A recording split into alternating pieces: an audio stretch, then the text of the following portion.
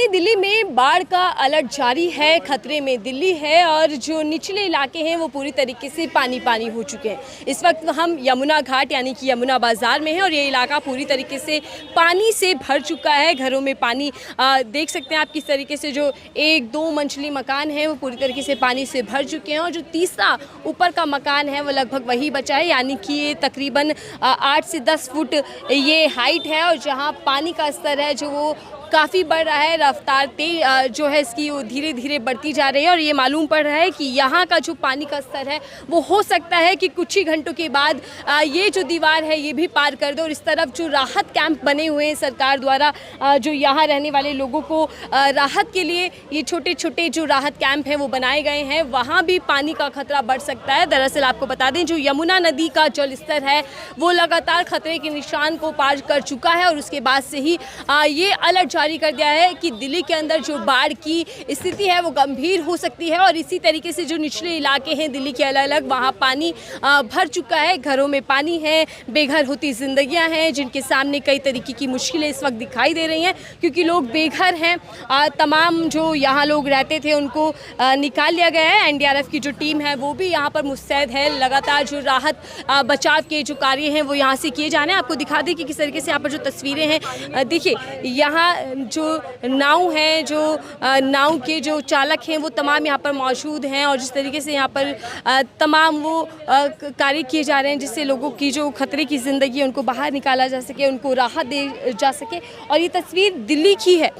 जो पहाड़ी इलाके हैं, जिस तरीके से पंजाब पूरी तरीके से बाढ़ में डूबा हुआ है, वो तस्वीरें चिंताजनक हैं। लेकिन अब उसके बाद दिल्ली के हालात भी गंभीर होते जा रहे हैं क्योंकि यहाँ पानी का स्तर लगातार बढ़ रहा है। आपको बता दें कि जो ये सिचुएशन है कहीं ना कहीं वो आउट ऑफ कंट्रोल भी हो सकती है क्योंकि कुछ ही घंटों के अंतराल में ये अंदाज़ा लगाया जा रहा है कि जो पानी का स्तर है वो उस तरफ आ सकता है। लेकिन शासन प्रशासन अलर्ट है। तमाम जो एनडीआरएफ की अधिकारी हैं, टीम है, वो यहाँ पर मुस्तैद है।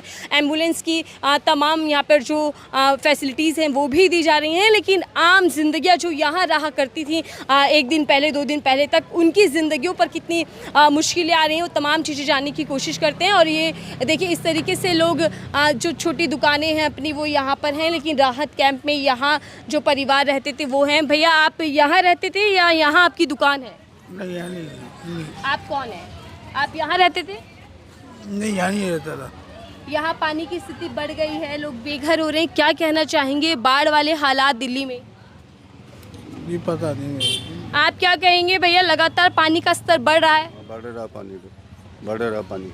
आप लोगों की दुकान पहले भग गए थे, लेकिन फिर भगना पड़ेगा, बाहर आएगा तो पानी। फिर डर है कि रोजगार भी, हाँ, रोजगार तो जाएगा, रोजगार भी जाएगा, सब जाएगा। क्या लग रहा है कि जो पानी का स्तर है कितना और बढ़ने वाला है? अभी तो तेज चला, अभी तो बढ़ ही रहा है पानी, अभी कम नहीं हो रहा। किस तरीके की अनाउंसमेंट शासन प्रशासन की ओर से की जा रही है? हाँ, ये तो सही हो रही है। अभी थोड़ी देर भगा दें, ज़्यादा पानी आया तो।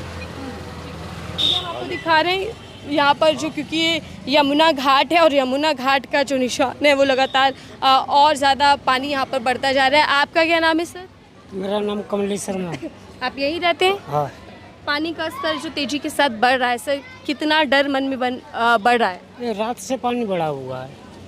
अब आगे देखो, अगर आगे वो हथनी कुंड से पानी छोड़ा गया होगा तो और पानी बढ़ने की संभावना ही है। अभी कोई वो नहीं। आप लोग कब इस तरफ शिफ्ट किए गए?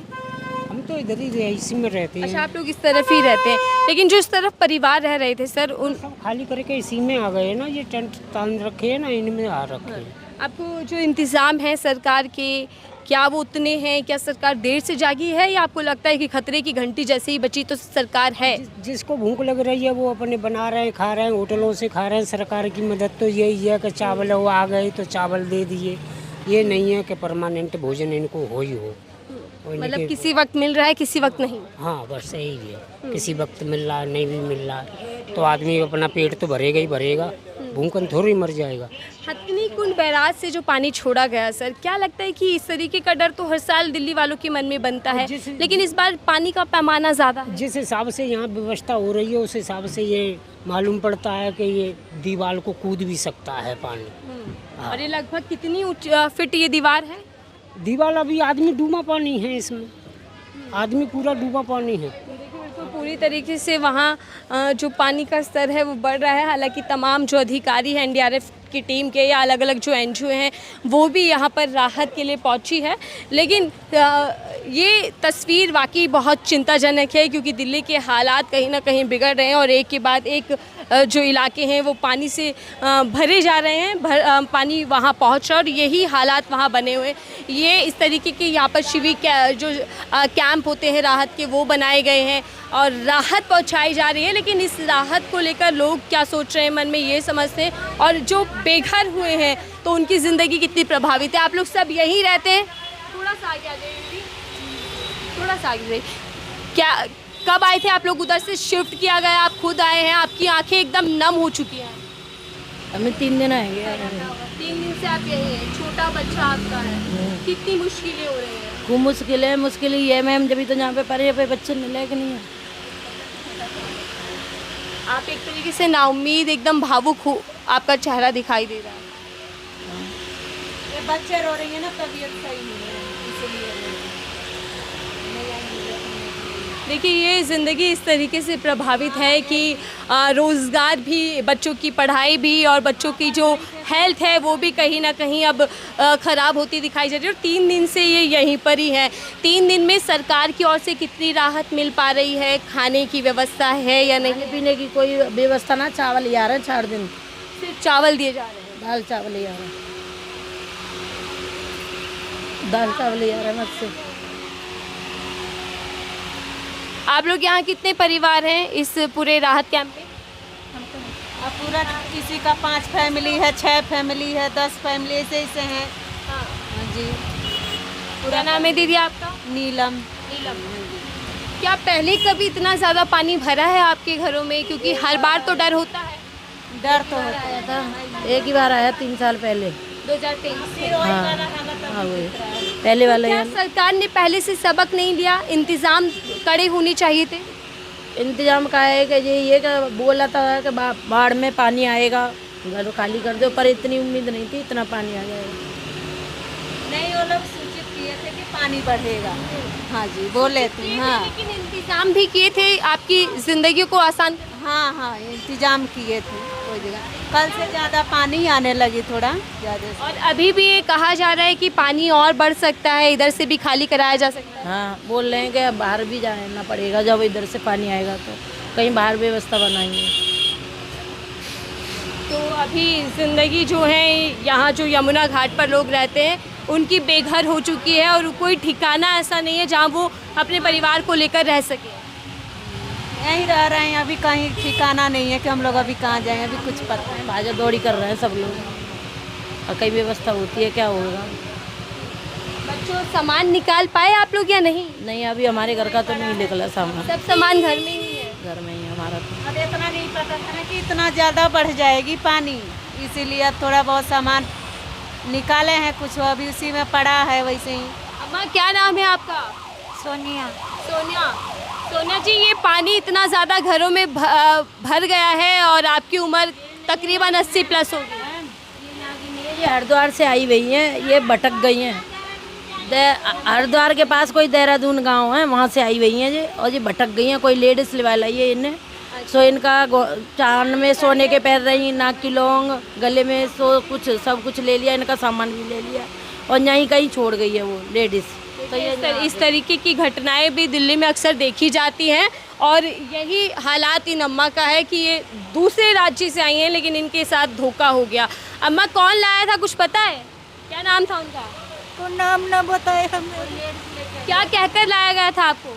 मैं अपने साथ रखूंगी तो बिरान न हो। आपके परिवार में कोई नहीं है? बहू है, मैं गाय के चारा देने गया था, सानी करने गया था। गाय के काजे सानी करने गई थी ये, तो वहाँ से कोई लेडीज ले आई है इन्हें घर से बाहर से कुछ सुंगाए के। यहाँ पुलिस अधिकारियों को कोई जानकारी है? अभी तो कोई जानकारी, अभी कोई सुनना नहीं है, बाढ़ की चक्कर में कोई नहीं सुनना अभी। स्थिति बेकाबू है और इसीलिए इस तरीके के मामले और ऐसे ही मामले यहाँ से भी सामने आ रहे हैं जो बाढ़ प्रभावित घर हैं, क्योंकि वो बेघर हो रहे हैं। और देखिए किस तरीके से एनडीआरएफ की जो टीम है वो लगातार वहाँ पर बनी हुई है, अधिकारी मौजूद हैं क्योंकि राहत मिल सके। दीदी ये जो नाव पीछे रखी है दिखाइएगा मुझे ज़रा। देखिए बच्चे की नाव जो अक्सर हर घर में मिलती है, दिखाई देती है, शो का आइटम है, खेल का एक खिलौना समझ लीजिए, लेकिन अब इसकी ज़रूरत वहाँ पड़ रही है। वहाँ कई नाव खड़ी हैं और ये राहत के लिए हैं। दीदी, कभी सोचा था कि आपका जो घर है, आपका इलाका है, उसके लिए भी नाव से आना जाना पड़ेगा? नहीं, कभी नहीं सोचा था। क्या नाम है आपका? नितिन। नितिन, कौन सी क्लास में पढ़ते हैं बेटा? ऊपर से 7th में। बैग किताबें सब घर में पानी में डूब गई, कुछ नहीं ला पाए? कुछ नहीं ला पाए। नहीं। कुछ कहना चाहेंगे? ऐसे बेघर आप लोगों को रहना पड़ रहा है। क्या करें मैडम, मजबूरी है, रह रहे हैं बेघर, क्या करें। मजबूरी में ही आदमी घर से बाहर रहता है। अपना घर का खाना अपना घर का अच्छा होता है घर में, बाहर तो भारत जैसा मर्जी है वैसा अपना खाना पड़ रहा है, क्या करें। अच्छा, बाढ़ से हर राज्य लगभग परेशान है। पंजाब में बुरे हालात हैं, अब दिल्ली में भी ऐसे हालात हैं। क्या आपको लगता है कि सरकार को कड़े इंतजाम करने चाहिए थे? देखो पता पड़ेगा मैडम। ये देखिए लगातार पानी जो है वो बढ़ रहा है और इसी तरीके से यहाँ भी ये अनाउंसमेंट चल रही है कि यहाँ से जो ये राहत शिविर हैं इनको भी खाली जल्द कराया जा सकता है। यहाँ से भी कहीं और इन लोगों को शिफ्ट किया जा सकता है क्योंकि पानी बढ़ रहा है। अम्मा, क्या नाम है? मेरा पूनम। पूनम जी, यही घर था आपका? ये 21 नंबर। 21 नंबर डूब गया पूरा? पूरा डूब गया। कब आप लोगों को इधर लाया गया? बेटा आप अपने आप आए सब लोग? हम बता चुके ना अम्मा, हम अपने आप आए। हाँ तो तू बता दे बेटा। बताइए, कोई बात नहीं, आप अपने आप आए, यानी कि किसी तरीके की सूचना अलर्ट आप लोगों को नहीं दिया? नहीं, अपना आप ही आए हम। तो जब आप लोग आए थे पानी का स्तर कितना था? नदी किनारे। हाँ। और अब पूरा लगभग घर डूबते जा अब हमारा दरवाजा इतना रह गया है, हमारे पंखे भी खराब हो जाएंगे। सामान कुछ लेकर आ पाए या नहीं? उधर चल रही छत में भी, और आ जाए तो वहाँ भी खराब हो जाएगा छत में सामान। अगर छत नीची है ना तो वहाँ भी खराब हो जाएगा। हमारा तो नुकसान ही है हर हालत से।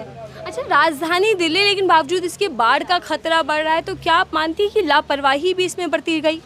अब वैसा उनकी कोई गलती नहीं, घर का पानी तो है नहीं जो वो छोड़ेंगे, वो भी तो उसके नौकर है सरकार। नहीं छोड़ा गया। हाँ, हथगुंडी कह रहे हैं कि टूट गई है वो बांध कोई, तब पानी आया है। किसकी गलती बताएं, बताओ।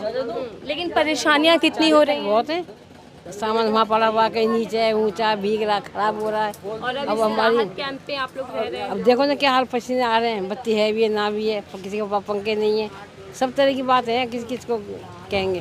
देखिए यहाँ पर जब बाढ़ का पानी जो बढ़ रहा है तो उसमें कई तरीके की समस्याएं हैं। एक तो बेघर होना पड़ा है, दूसरा पानी जब तेज़ी से बढ़ रहा है तो उसमें कई तरीके की जो सांप हो गए, मेंढक, इस तरीके की तमाम चीज़ें भी देखी जा रही हैं जिससे जान को खतरा है। और इसी के साथ यहाँ पर लाइट की समस्या भी बढ़ गई है। गर्मी में ऊपर से आपको इस तरीके से रहना पड़ रहा है। क्या कुछ कहना चाहेंगे, ज़िंदगी इस वक्त कितनी मुश्किल है? मुश्किल तो है, लेकिन जो सुविधा तो मिल ही रही है, ऐसी बात तो नहीं है। खाना भी टाइम पे मिल ही रहा है, टेंट भी मिल ही रहा है, रहने की भी जगह मिल ही रही है।